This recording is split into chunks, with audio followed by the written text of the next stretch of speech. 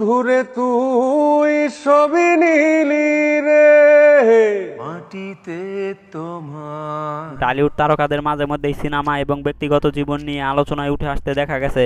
শুধু তাই নয়, অভিনয়ের পাশাপাশি বিভিন্ন অনুষ্ঠানে গান গেয়েও আলোচনার সৃষ্টি করতে দেখা গেছে বাংলাদেশি নায়কদের।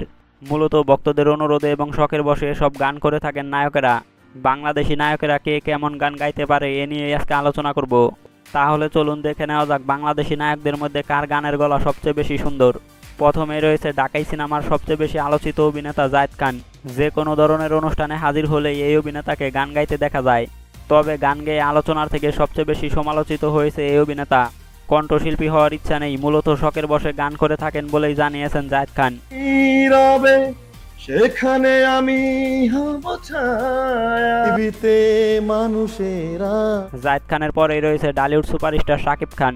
ঢালিউড সুপারস্টার শাকিব খানকে সচরাচর মিডিয়ার সামনে দেখা যায় না, তবে বিভিন্ন ধরনের অনুষ্ঠানে হাজির হলে এই অভিনেতাকে গান গাইতে দেখা যায়। কাছে না থাকলে, বুকে না রাখলে শূন্য লাগে।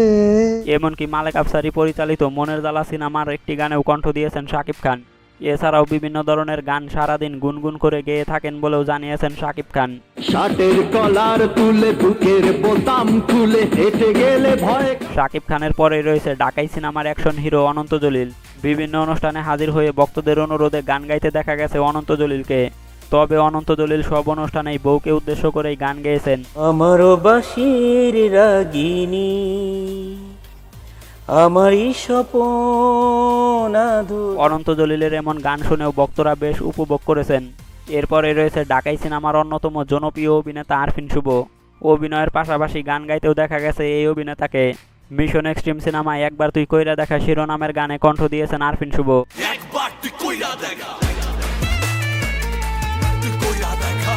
গানটির জন্য বেশ প্রশংসিত হয়েছিলেন এই অভিনেতা। তবে বিভিন্ন অনুষ্ঠানে খালি গলায় গান গাইতেও দেখা গেছে আরফিন শুভকে। তুই সবই নিলি কিছুই তো আর নাই রে। টলিউড সুলতান খ্যাত অভিনেতা বাপ্পি চৌধুরী বর্তমানে সিনেমা থেকে অনেকটাই দূরে রয়েছে। তবে মাঝে মধ্যে গণমাধ্যমের মুখোমুখি হতে দেখা যায় বাপ্পিকে। গণমাধ্যমের মুখোমুখি হয়ে অনেক সময় ভক্তদের উদ্দেশ্যে গান গেয়েছেন এই অভিনেতা। এই আমার আর কেউ রে দুঃখের। এরপরে রয়েছে জনপ্রিয় অভিনেতা শরীফুল রাজ। অভিনেতা শরীফুল রাজ নিজেকে বাথরুম সিঙ্গার বলেই পরিচয় দিয়ে থাকেন। তবে বিভিন্ন অনুষ্ঠানে হাজির হয়েও গান গাইতে দেখা গেছে এই অভিনেতাকে।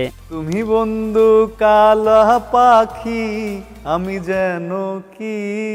সর্বশেষ রয়েছে ঢালিউড ললিপপ স্টার সিয়াম আহমেদ। সবসময় এড়িয়ে গেলেও গান গাইতে দেখা গেছে এই অভিনেতাকে। সম্বন্ধটা এইবার তুমি ফিরিয়ে দিতে পারো, মাকে বলে দাও বিয়ে তুমি। তো ভিউয়ার্স, হিরোদের কণ্ঠে গান শুনে আপনাদের কেমন লেগেছে অবশ্যই কমেন্টে জানিয়ে দিবেন।